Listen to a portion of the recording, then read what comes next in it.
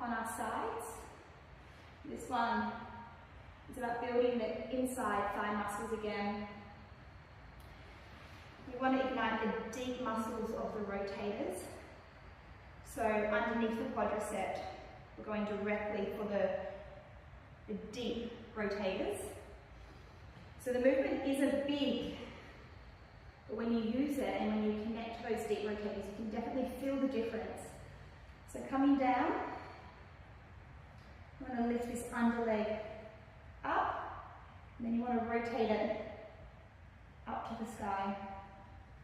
We don't want to roll back in order to get a greater rotation up to the sky. We keep our core and we keep our hips aligned. We can try the top leg. Bringing the top leg up, the knee is facing forward, and then we're rotating it up. And bringing it back in. This time you can rotate it the whole range. So I'm going to try and rotate the whole way around and finding that full range for the leg. I think it would be nice if I just brought my hand up.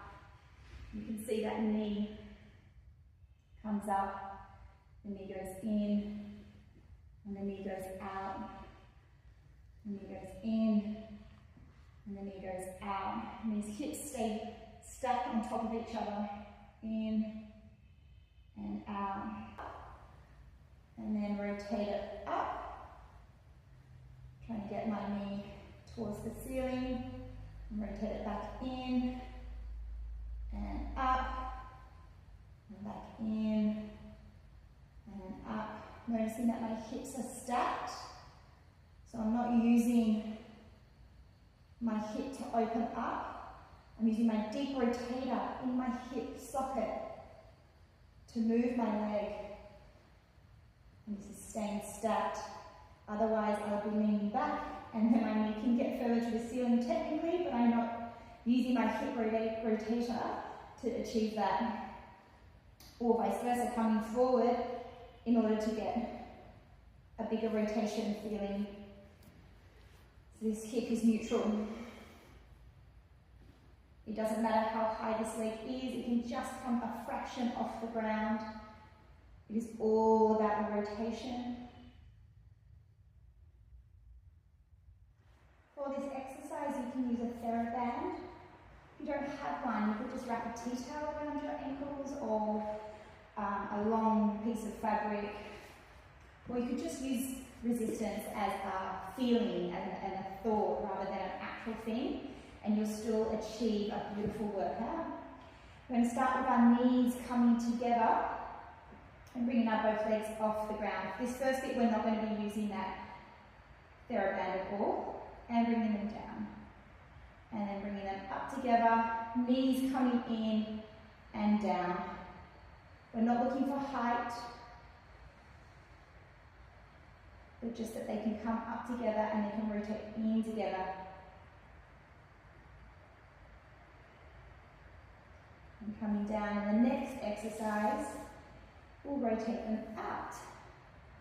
And we'll bring them up together, and then this time is when you can use the TheraBand. Give them a little stretch. Now, if my TheraBand was tighter, I wouldn't be able to move them as far apart, but I'd still be getting the same resistance. It doesn't matter how strong your TheraBand is, this is quite a light one. Your movement will look different, but the resistance will feel the same. Bring them in. And then, just bringing the bottom leg to that top leg. And you can lower that top leg so you can achieve the stretch. Up, stretching them out. 2, 3, rotating the knees in opposite directions, one to the floor and the other to the ceiling, and then bringing that bottom leg to that top leg.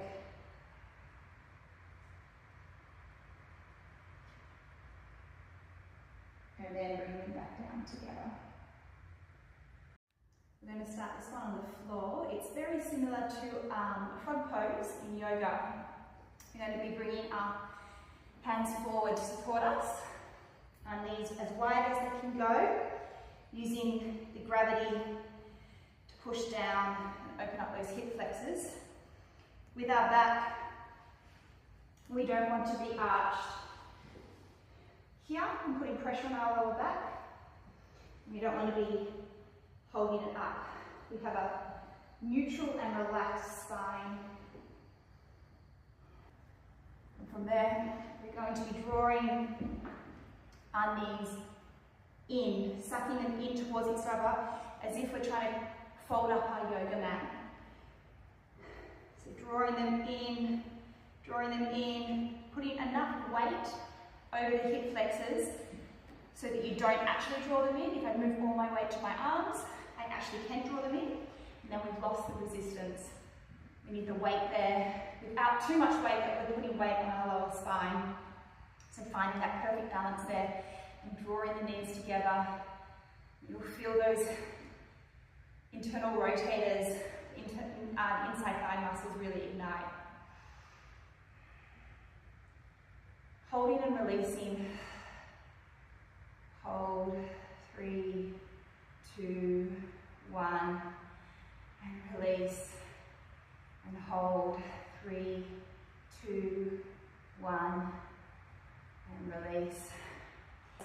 And then we can move our weight over to our hands, taking all the weight off the pelvis and the knees. And now we're going to lift our knees up as if we want to bring ourselves up off the floor. Hold, 3, 2, 1, release. And again, as if we want to draw our knees up to the ceiling.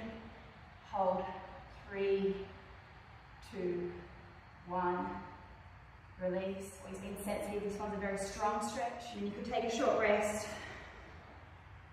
and go back into it. So you could perhaps do 2 or 3 sets of 3, 2 sets of 5, whatever's feeling good for your muscles. First up, we want to actively engage our feet like we had in the first lesson. So connecting our toes to the ground, drawing up our arches so we have an active arch. It's going to help our balance. And then as we're bringing our hip flexor forward, extending that up, come to the true point. So just bring it up as high as you can. And in a breath, cross it across the body.